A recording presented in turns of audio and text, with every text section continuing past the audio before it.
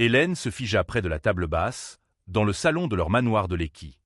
Pendant une seconde, personne ne bougea. Les grands rideaux étaient à moitié ouverts et la lumière de fin d'après-midi inondait la pièce. Le sol poli reflétait tout, les verres, les meubles, le visage en colère de Nancy, et son chien Luna, raide comme s'il gardait quelque chose que lui seul pouvait comprendre. La main d'Hélène était encore suspendue en l'air, là où se trouvait le verre quelques instants plus tôt. Son cœur se mit à battre la chamade. « Papa, » dit-elle doucement, les yeux toujours rivés sur Luna. « Il n'a jamais fait ça avant. » Charles ne répondit pas tout de suite. C'était un homme qui remarquait le moindre détail. Le genre d'homme capable de regarder une pièce pendant 10 secondes et de dire si un seul objet avait été déplacé. Ses années de travail en tant que journaliste d'investigation avaient entraîné ses yeux à douter de ce qui paraissait normal. Et en ce moment, la situation n'avait rien de normal. Nancy se força a rir. « Ce n'est qu'un chien stupide, » dit-elle en réajustant son vêtement. « Hélène, je t'ai dit de l'emmener. » Mais le chien, Luna, ne s'éloigna pas de Nancy.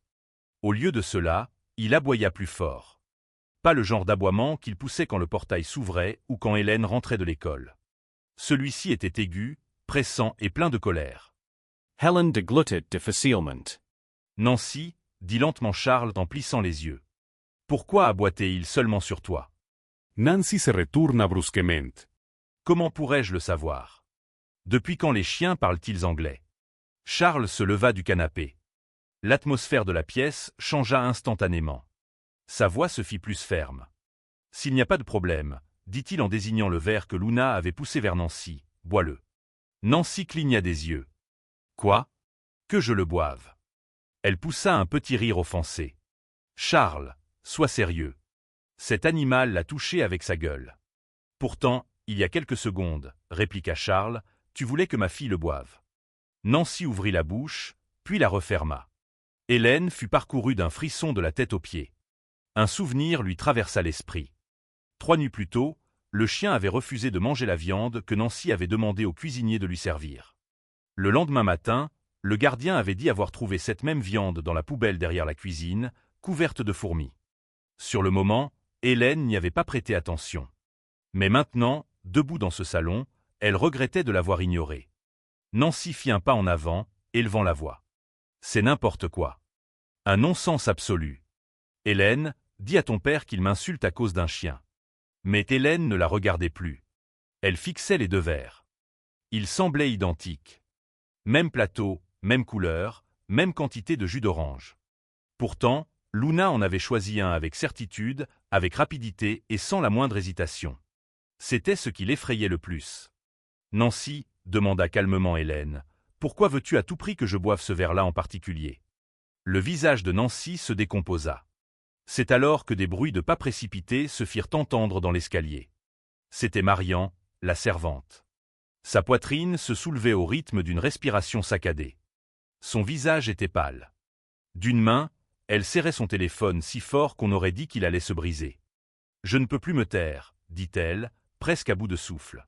La pièce plongea à nouveau dans le silence. Nancy se retourna vers elle si brusquement que ses bracelets tintèrent. « Marian !» lança-t-elle d'un ton sec. « Remonte à l'étage. » Mais Marian ne bougea pas. Les larmes lui montaient déjà aux yeux. Elle regarda d'abord Charles, puis Hélène, puis Luna. Et quand elle prit enfin la parole, sa voix tremblait. « Monsieur, j'ai filmé quelque chose dans la cuisine. » Le visage de Nancy perdit toutes ses couleurs. Marian leva le téléphone avec des doigts tremblants. Hélène eut l'estomac noué. Charles fit un pas en avant. « Qu'est-ce que tu as filmé ?» demanda-t-il. Marian regarda Nancy droit dans les yeux.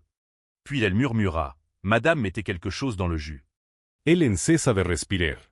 Au moment où le pouce de Marian s'approchait de l'écran pour lancer la vidéo, Nancy hurla, « N'ose même pas !» Le cri de Nancy résonna si soudainement dans le salon que tout le monde sursauta. « N'ose pas montrer ça !» cria-t-elle en se précipitant vers Marian. Mais Charles fut plus rapide. « Arrête-toi tout de suite, Nancy. » Sa voix était calme, mais elle portait ce genre d'autorité qui glace le sang. Nancy esserit net. Sa poitrine se soulevait désormais à un rythme effréné. Pour la première fois depuis l'étrange incident avec le jus de fruits, la peur se lisait clairement sur son visage. Charles tendit la main vers Marian. « Donne-moi le téléphone. » Marian hésita un instant. Ses doigts tremblaient. Puis, elle déposa le téléphone dans la main de Charles. Le silence retomba dans la pièce. Même Luna cessa d'aboyer. Il s'assit à côté d'Hélène, les oreilles dressées, les yeux fixés sur Nancy, comme s'il montait toujours la garde. Charles appuya sur l'écran. La vidéo commença. Pendant quelques secondes, on n'entendit que le bruit des ustensiles dans la cuisine. Puis l'angle de la caméra changea. On y voyait Nancy, debout près du plan de travail. Hélène se pencha pour mieux voir. Son cœur battait si fort qu'elle l'entendait résonner dans ses oreilles. Sur la vidéo, Nancy regardait attentivement autour d'elle. Elle ouvrit un petit sac à main noire et en sortit un flacon minuscule. Une poudre blanche s'en échappa lentement pour tomber directement dans un verre de jus d'orange. Hélène halta, portant ses mains à sa bouche. « Papa » murmura-t-elle. La machoide de Charles se contracta. Ils continuèrent à regarder. Dans la vidéo, Nancy remuait lentement la boisson avec une cuillère. Puis, elle sourit. Pas ce sourire chaleureux qu'elle affichait toujours dans la maison. Celui-ci était froid, calculateur et satisfait. C'est à cet instant qu'Hélène recula, comme si on venait de la frapper en pleine poitrine. Oh mon Dieu! La vidéo se termina. Un silence de plomb s'abattit sur le salon. Nancy restait figée sur place, les lèvres tremblantes. Charles baissa lentement le téléphone. Lorsqu'il releva enfin les yeux vers Nancy, son visage avait perdu tout son calme. Il brûlait de colère. « Nancy, dit-il doucement, que as-tu mis exactement dans ce jus ?» Nancy secoua immédiatement la tête. « Non, non, ce n'est pas ce que tu crois. » La voix de Charles s'éleva. « Alors explique-moi ce que je suis censé croire. » Hélène sentit ses jambes se dérober. Elle s'assit lentement sur le canapé. Luna posa immédiatement sa tête sur ses genoux. Le chien leva vers elle ses mêmes yeux alertes qui venaient de lui sauver la vie quelques minutes plus tôt. Hélène lui caressa doucement la tête. « Bon chien » murmura-t-elle d'une voix tremblante. À l'autre bout de la pièce, Nancy tomba soudainement à genoux. « Charles, je t'en prie » supplia-t-elle. Sa voix se brisa en sanglots désespérés. « J'ai fait une erreur. Une terrible erreur. » Charles la fixa, l'incrédulité gravée sur son visage. « Une erreur » répéta-t-il lentement. « Tu appelles le fait d'empoisonner ma fille une erreur ?» Nancy rampa vers lui sur les genoux. « S'il te plaît, écoute-moi. » Charles fit un pas en arrière.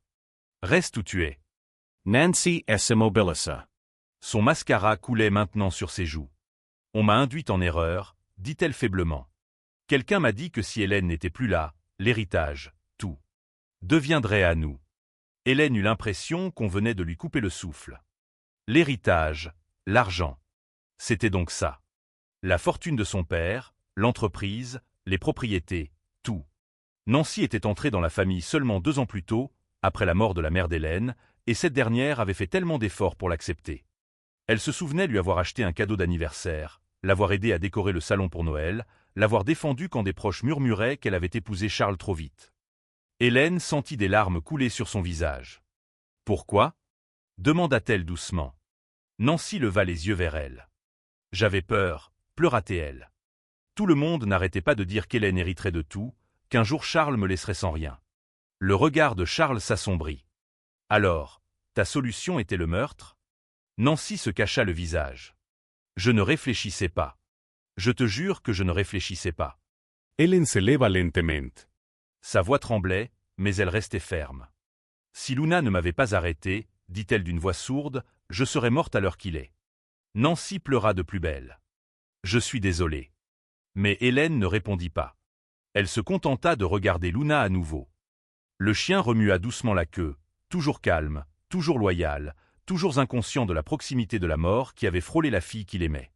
Soudain, Charles se tourna vers Marian. « Appelle le chauffeur. » Nancy leva brusquement la tête. « Charles, s'il te plaît. » Mais Charles se dirigeait déjà vers la porte. Sa voix était désormais glaciale. « Fais ses valises. » Les yeux de Nancy s'écarquillèrent. « Tu ne peux pas me renvoyer comme ça. » Charles s'arrêta de marcher. Puis il se retourna lentement. « Tu as essayé de tuer ma fille. » Ces mots résonnèrent dans la pièce comme des pierres lourdes.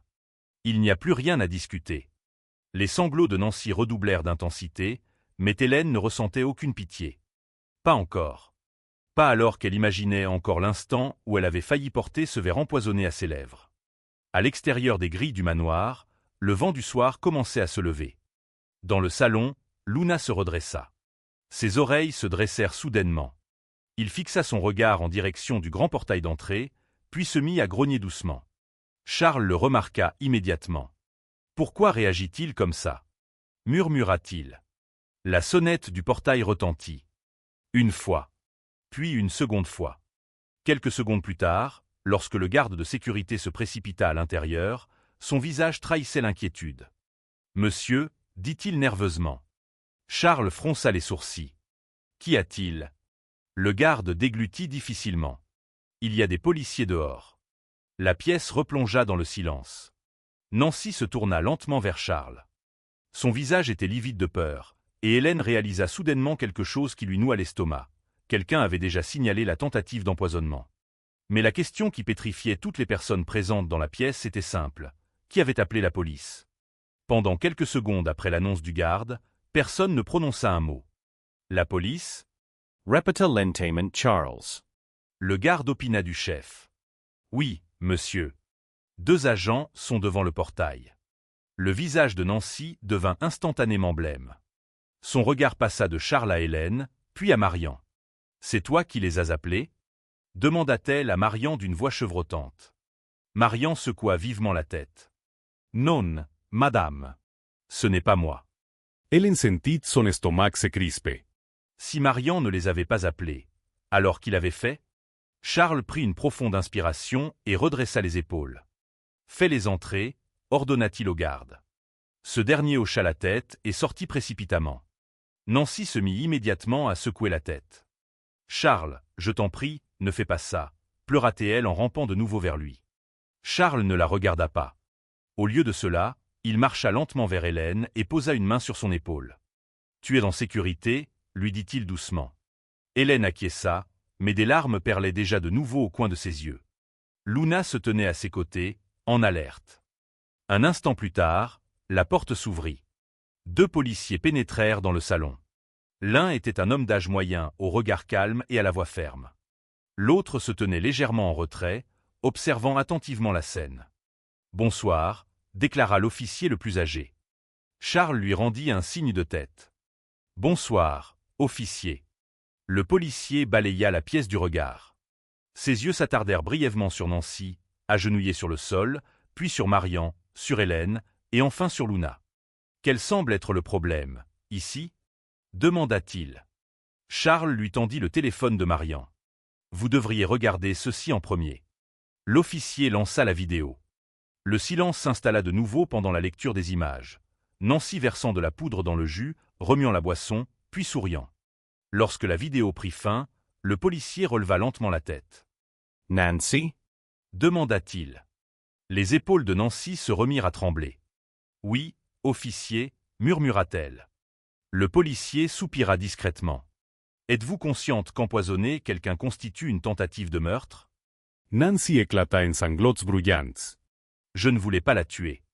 Je le jure. » Hélène détourna le regard. Ses mots sonnaient atrocement creux à présent. L'officier fit un signe à son partenaire. Le plus jeune s'avança et aida doucement Nancy à se relever. Nancy se tourna avec désespoir vers Charles. « S'il te plaît, dis-leur de ne pas m'emmener » s'écria-t-elle. Le visage de Charles demeura de marbre. « Tu as fait ton choix, Nancy. » Nancy se tourna alors vers Hélène, la voix complètement brisée. « Hélène, je t'en supplie. Tu sais que je tenais à toi. » Ellen la fixa en silence. Dans son esprit, elle revoyait encore l'instant où Luna avait bondi. Le verre, l'échange, les aboiements. S'il avait tu ne serait-ce qu'une seconde de retard. Helen deglutted difficilement. « Je ne te déteste pas » dit-elle d'une voix douce. Une lueur d'espoir traversa brièvement le regard de Nancy, mais Hélène poursuivit. « Mais je ne peux pas faire comme s'il ne s'était rien passé. » L'espoir de Nancy s'évanouit instantanément. Les policiers la conduisirent doucement vers la sortie. Ses pleurs résonnèrent dans le couloir tandis qu'ils s'éloignaient. Quand la porte d'entrée se referma enfin derrière eux, la maison retrouva son calme. Un calme absolu. Helen cessat l'entainment.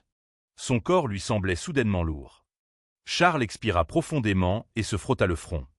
Puis, Luna s'avança. Il posa à nouveau sa tête contre le genou d'Hélène. Elle le serra fort dans ses bras. « Merci » murmura-t-elle dans sa fourrure. Charles les regardait tous les deux. Son regard s'adoucit. « Ce chien t'a sauvé la vie aujourd'hui, » dit-il. Hélène opina du chef. Oui, en effet. Le lendemain matin, l'atmosphère du manoir avait changé. Pas physiquement, mais émotionnellement. Les affaires de Nancy avaient été emballées et déposées à l'extérieur. Un petit camion de déménagement attendait près du portail. 2 ouvriers portaient les derniers cartons. Nancy se tenait à proximité, silencieuse, les yeux gonflés par les larmes. La police l'avait temporairement relâchée après son interrogatoire en attendant la suite de l'enquête, mais Charles avait déjà pris sa décision. « Tu ne peux plus rester ici », lui dit-il calmement. Nancy acquiesca lentamente. Je comprens. L'espace d'un instant, elle tourna son regard vers Hélène. « Je regrette vraiment tout ce que j'ai fait. » Hélène ne dit rien. Les portes du camion se refermèrent. Nancy monta à bord du véhicule qui allait la ramener dans son village. Alors que le camion s'éloignait, Luna aboya une seule fois. Puis le portail se referma, et en un instant, Nancy n'était plus là. La vie reprit lentement son cours. Charles se concentra sur son travail. Hélène retourna à l'université. Mais l'histoire ne s'arrêta pas là. Quelques semaines plus tard, une nouvelle choquante leur parvint. La mère de Nancy, une femme respectée dans son village qui se vantait souvent du mariage de sa fille dans une famille fortunée, s'était effondrée en apprenant toute l'histoire. La honte s'était rapidement répandue dans la communauté. Elle succomba à une crise cardiaque le lendemain. Lorsqu'Hélène apprit la nouvelle, elle ressentit une étrange lourdeur dans la poitrine. Elle ne s'en réjouit pas. Elle ne ressentit aucun désir de vengeance. Seulement de la tristesse. Lors de la cérémonie d'enterrement au village, Nancy pleura sans discontinuer près de la tombe de sa mère. Autour d'elle, les gens murmuraient à voix basse. C'est alors que se produisit un événement inattendu. Charles et Hélène firent leur apparition. Même Luna, le chien fidèle, les accompagnait. Nancy leva les yeux, bouleversée de les voir se tenir là. Après l'enterrement, ils s'approchèrent de la maison familiale. Nancy tomba immédiatement à genoux une fois de plus. « S'il vous plaît, pardonnez-moi » supplia-t-elle. Charles l'aida à se relever. « Le pardon est différent de la confiance » dit-il avec douceur. Nancy essuya ses larmes. « Je sais. » Charles lui tendit une petite enveloppe. « Il y a de l'argent ici » expliqua-t-il. « Lance une affaire. Reconstruis ta vie. » Nancy semblait abasourdi. « Tu m'aides encore après tout ça ?» Charles fit un signe de tête affirmatif. La haine ne fait que causer davantage de dégâts. Mais ces mots suivants furent sans appel. Cependant, nous ne pourrons plus jamais vivre ensemble. Nancy baissa la tête. Je comprens. Les années passèrent. Charles ne se remaria jamais. Il consacra son temps à élever Hélène et à développer son entreprise. Hélène obtint son diplôme universitaire avec mention. Le jour de la remise des diplômes, Charles se tenait fièrement dans la foule. Mais au moment de recevoir son certificat, les yeux d'Hélène s'emplirent de larmes. Elle aurait tant voulu que sa défunte mère puisse assister à cet instant. Pourtant, elle sourit, car son père était là, tout comme Luna. Plus tard, Hélène rejoignit l'entreprise de son père.